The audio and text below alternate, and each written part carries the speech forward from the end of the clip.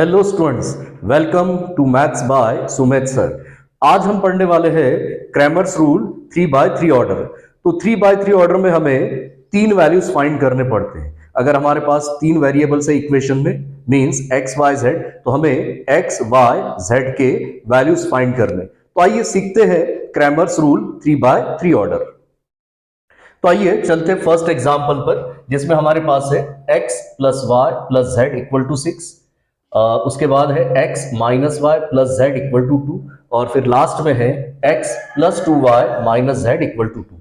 इन तीनों इक्वेशन को एक दूसरे के नीचे लिखेंगे, मींस इस तरह से देखिए, x plus y plus z equal to 6, x minus y plus z equal to 2, और फिर लास्ट में x plus 2y minus z equal to 2।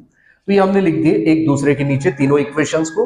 अब ये इक्वेशन लिखने के बाद सबसे पहले आपको ये चेक करना होता है कि इक्वल साइन के पहले पूरे वेरिएबल्स चाहिए, मतलब x y z के टर्म्स चाहिए, और इक्वल साइन के बाद ओनली कांस्टेंट चाहिए। तो वो चेक कर लेते। मींस सबसे पहले देखिए, पहला टर्म x का होना चाहिए, दूसरा y का होना चाहिए, और तीसरा टर्म z का होना चाहिए। तो देखिए तीनों इक्वेशन हम चेक करते हैं। तो देखिए x y z और इक्वल साइन के बाद कांस्टेंट, बिल्कुल करेक्ट है। उसी तरह से सेकंड इक्वेशन देखो, x y z equal sign के पहले है और इक्वल साइन के बाद कांस्टेंट, ये भी करेक्ट है। और तीसरा इक्वेशन देखिए, x y z के टर्म्स इक्वल साइन के पहले है और इक्वल साइन के बाद में कांस्टेंट, ये भी करेक्ट है। मतलब तीनों इक्वेशन हमारे करेक्ट ऑर्डर में। तो सबसे पहला काम यही करना होता है कि इक्वल साइन के पहले हमें वेरिएबल्स नजर आने चाहिए, मतलब x y z के, पहला टर्म x का, दूसरा y का, तीसरा z का, और इक्वल साइन के बाद हमेशा कांस्टेंट। और उसके बाद हमें तीन वैल्यूज फाइंड करने, सॉरी, हमें चार वैल्यूज फाइंड करने पड़ते हैं। सबसे पहले कौन कौन से? d, dx, dy और dz। तो सबसे पहले हम d फाइंड करने जा रहे हैं।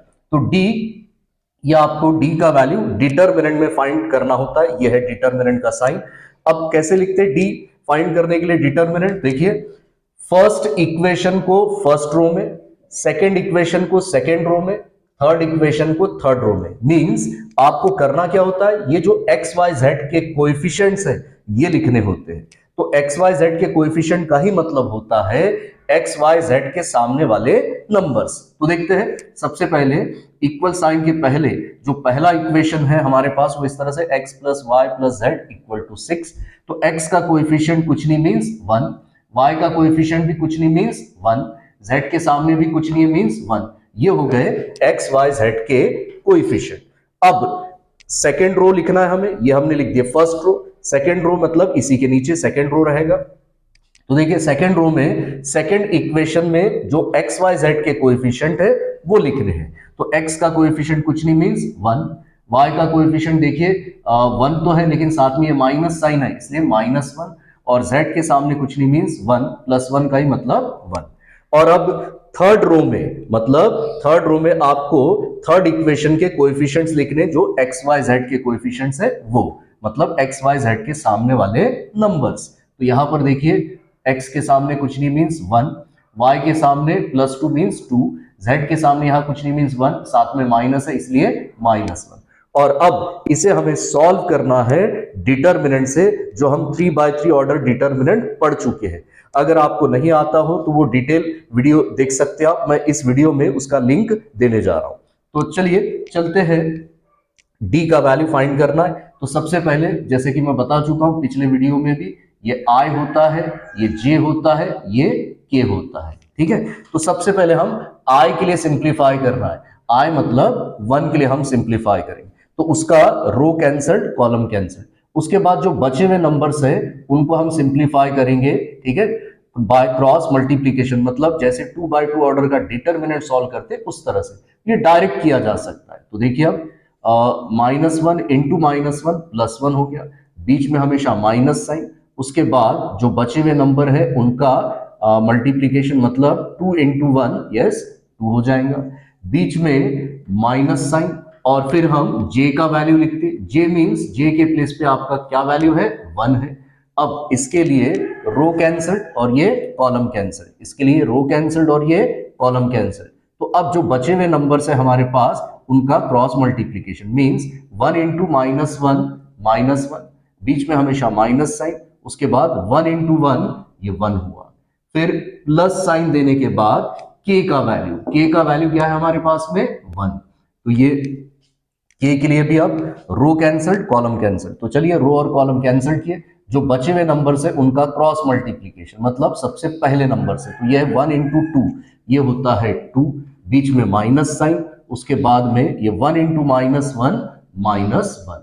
और अब इसको सिंप्लीफाई करते हैं, तो ये 1 एज इट इज, 1 -2 -1 होता है, ये -1 एज इट इज, -1 ये -2 होता है, ये +1 एज इट इज, ये 2 ये माइनस माइनस प्लस हो गया, तो 2 + 1 दैट इज 3। और अब 1 इंटू -1 -1, माइनस माइनस ये प्लस हो जाता है मल्टीप्लीकेशन में, और 2 इंटू 1 2, प्लस है तो प्लस, 3 इंटू 1 3 हुआ, उसके बाद 3 + 2 5, 5 में से 1 माइनस करेंगे 4।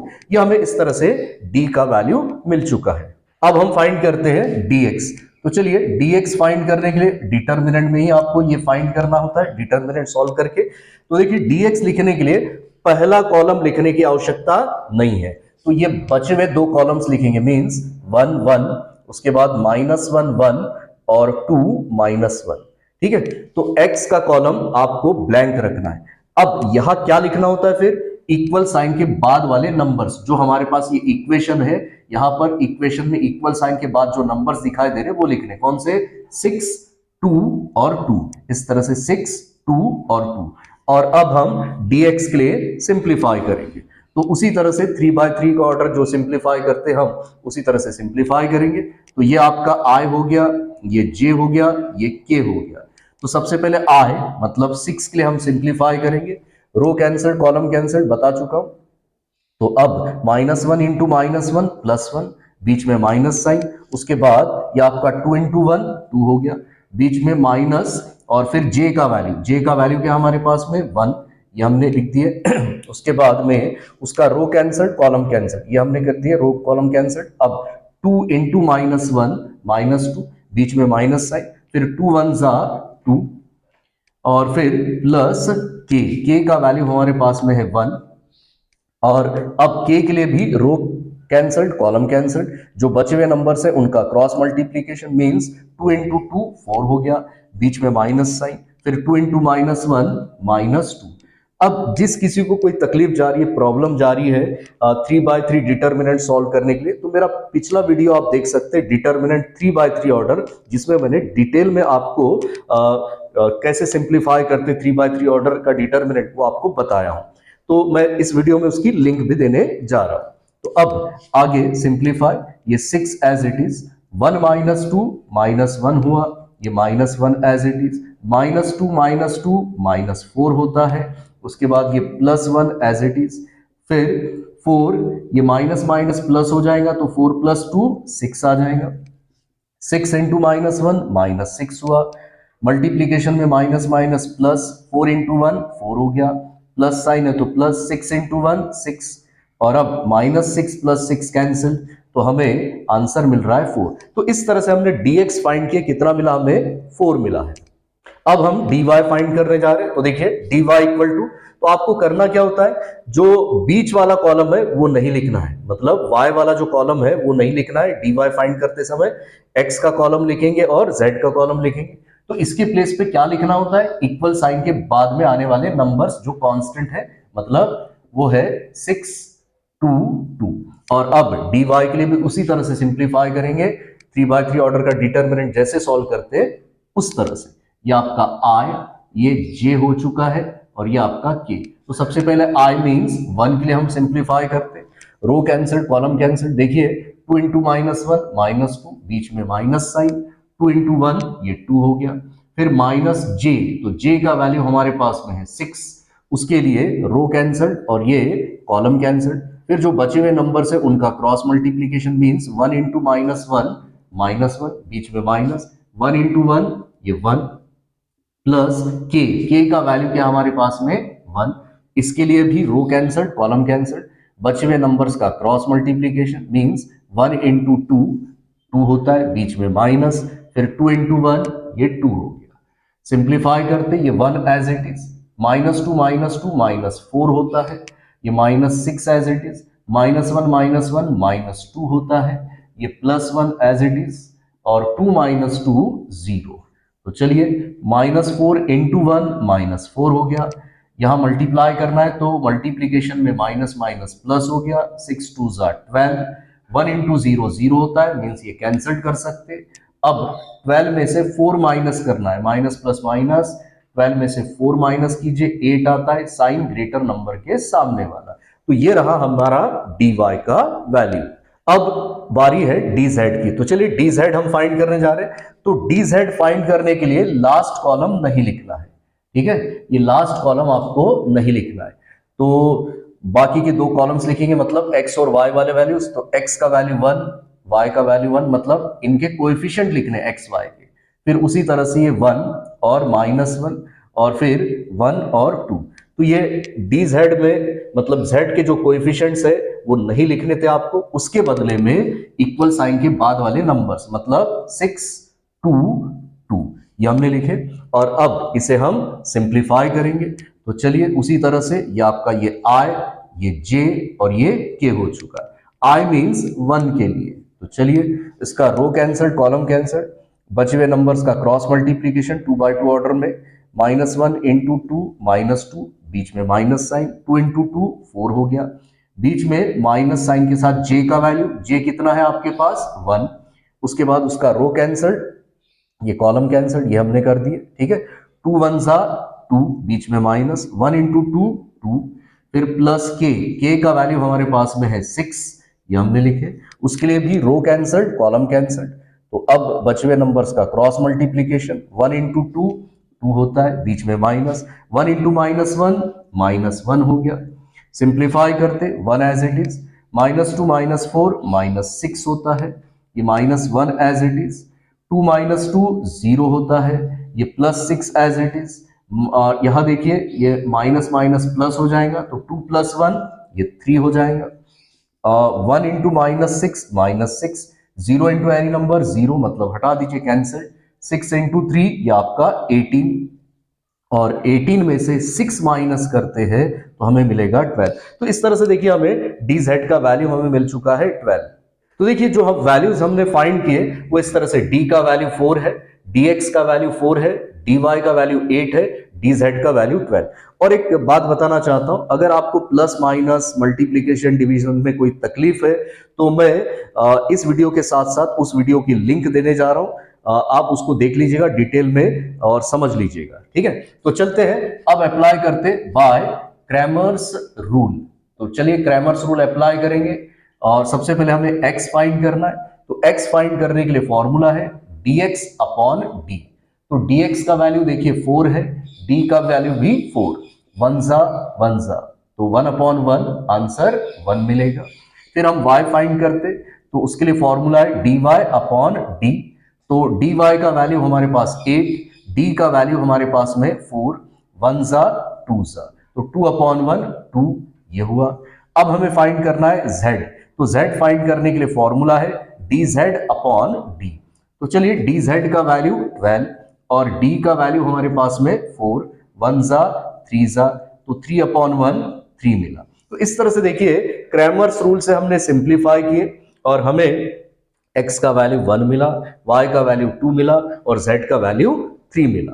अब चलते हम सेकंड एग्जांपल पर, जिसमें देखिए हमारे पास है x + z = 1, y + z = 1, x + y = 4।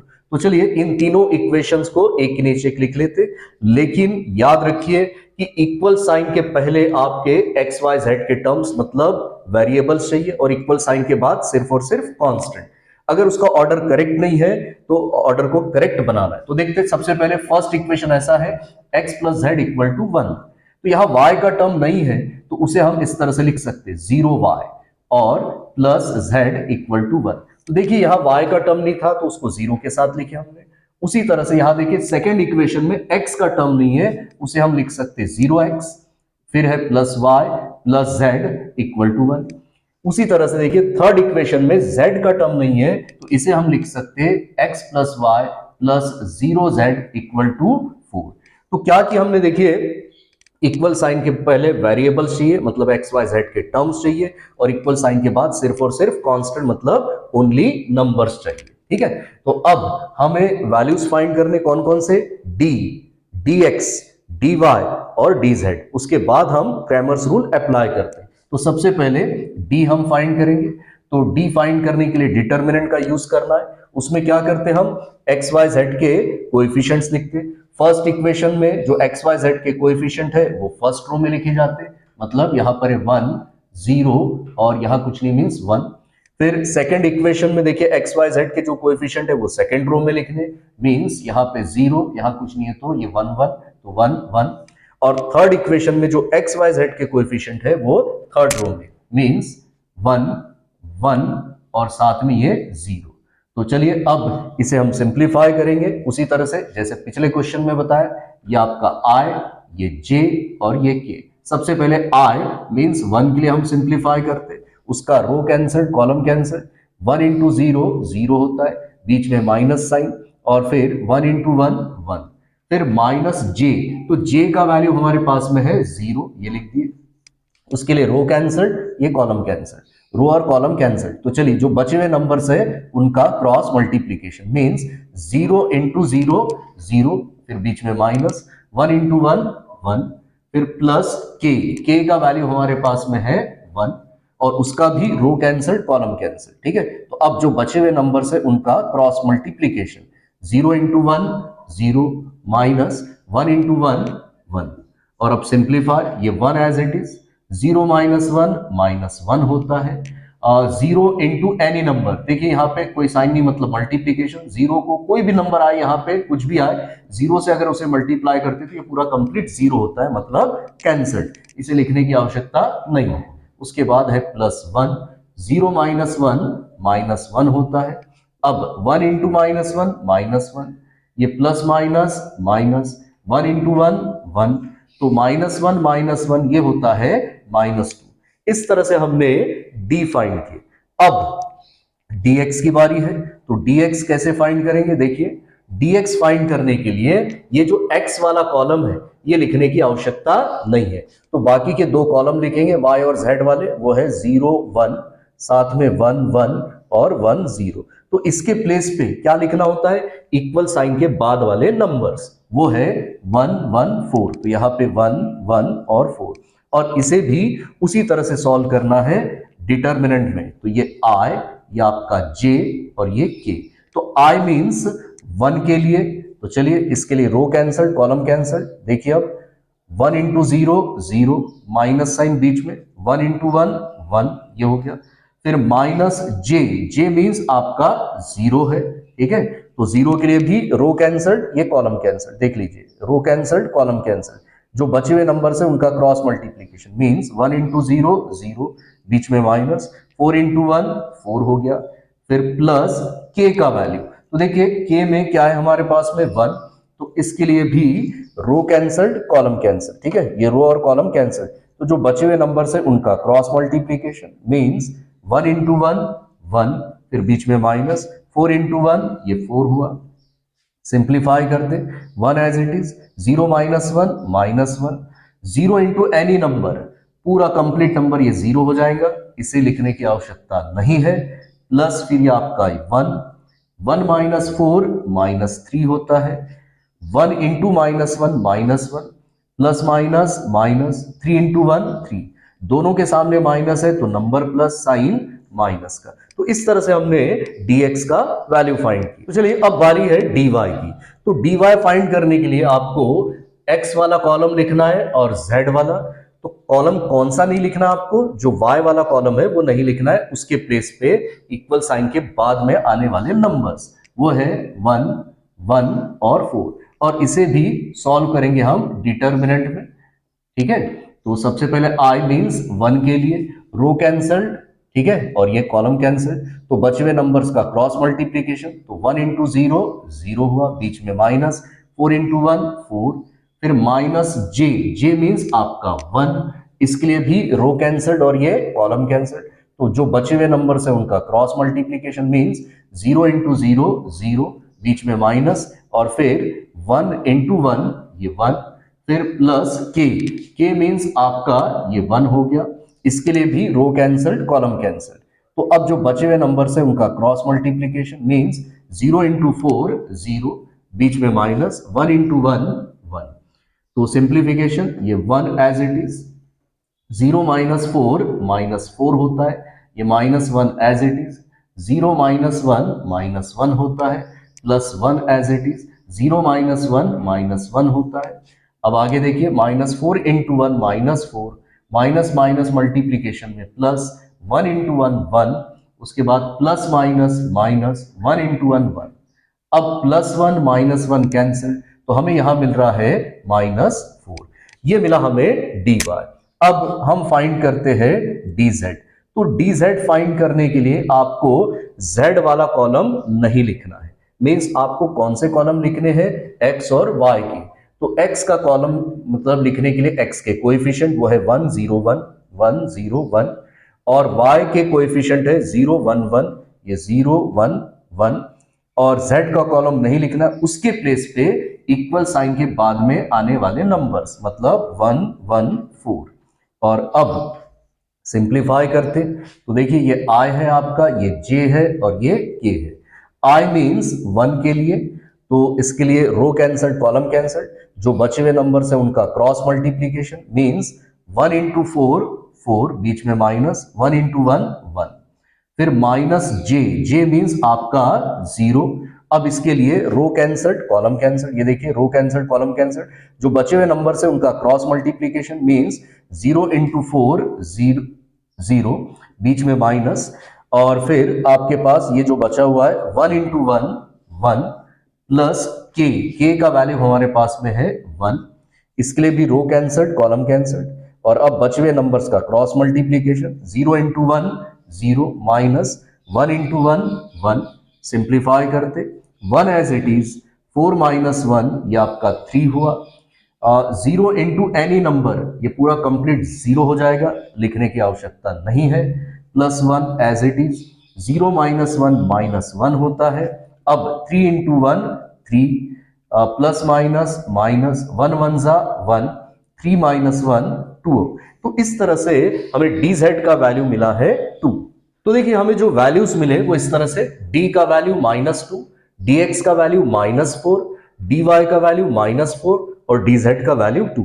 अब बारी है क्रैमर्स रूल की, तो यहां पर बाय क्रैमर्स रूल, तो क्रैमर्स रूल हम अप्लाई करने जा रहे हैं। सबसे पहले हम x फाइंड करेंगे, जिसके लिए फॉर्मूला है dx अपॉन d, ठीक है। तो dx का वैल्यू हमारे पास है -4, अपॉन में d means -2, minus minus cancelled हुआ। अब देखिए 2 1 जा 2 2 जा 4, तो 2 अपॉन 1 2 मिला। तो इस तरह से x हमें मिल चुका है 2। फिर y की बारी, तो y के लिए फॉर्मूला है dy अपॉन d, तो dy का वैल्यू हमारे पास में -4, d का वैल्यू है -2, ये माइनस माइनस कैंसिल, 2 1 जा 2 2 जा, तो 2 अपॉन 1 मींस 2, तो y का वैल्यू भी हमें 2 मिल चुका है। अब बारी है z की, तो उसके लिए फॉर्मूला है dz अपॉन d, तो dz का वैल्यू हमारे पास 2 है और d का वैल्यू है -2, 2 1 जा 2 1 जा, तो 1 अपॉन 1 1 हुआ, और साथ में ये माइनस साइन ऊपर आ जाएगा। तो इस तरह से हमें z का वैल्यू मिला -1। तो हाँ स्टूडेंट्स, आज हमने पढ़ा क्रैमर्स रूल का 3/3 ऑर्डर। उम्मीद करता हूं कि आज का ये वीडियो आपको जरूर पसंद आया होगा, और हाँ, आज का ये वीडियो आप अपने दोस्तों मित्रों में जरूर शेयर कीजिए ताकि वो भी इस वीडियो का लाभ ले पाए। और मैथ्स सीखने के लिए मेरे चैनल को सब्सक्राइब कीजिए और देखते रहिए मैथ्स बाय सुमित सर।